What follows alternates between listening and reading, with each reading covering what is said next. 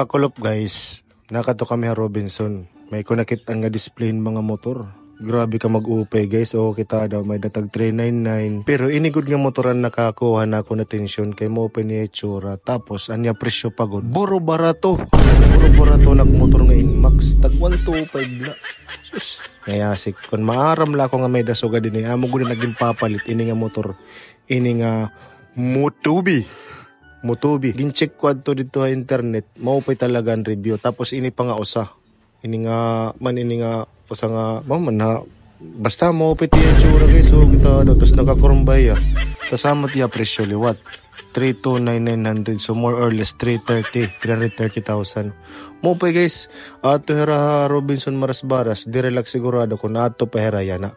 Maadi pa baganganihin kilala nga motor yan na. Pero amo gapit presyo tag 152.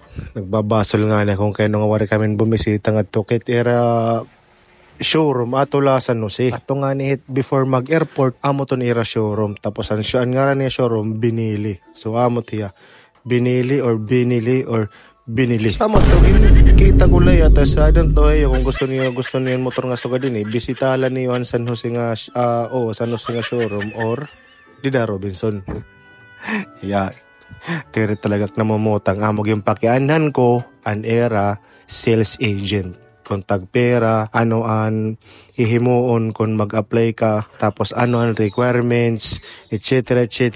Ang normal ba nga ginihimo kung nag-a-apply ka in Carlon? Kung maaram ka na mag-Carlon, malamang sa malamang, amo ito nit iya transaction, amo ito iya pag-process. So, valid IDs, kung nahin ka nga bangko, usually, it mga bangko ang kakarawat ni Rato ha, downtown. For more information guys, pagkadto na lang ka mo hit, kung naada pa era Robinson niya na, pagkadto ka mo, or pagkadto ka mo it era showroom ha, may San Jose, may doon sapit niya karaunan din. Diri talaga nakakontento. Dra-dry bantay ni ngayon. Kung pwede daw lang igawas yan, igagawas ko good. Daw.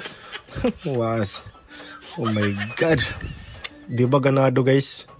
Mo pero tiya pormano. Tapos habu pa pagudla. Kaya pagudla yag stand din ni mo doang atil.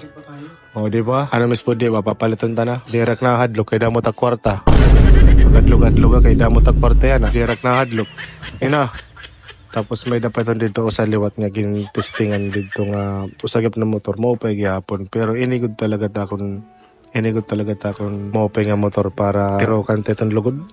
Mahangit nga nako guys, tirokan ko lugod din tapos papaliton ta. Pero hopefully ito nga mga panahon barato na hiya.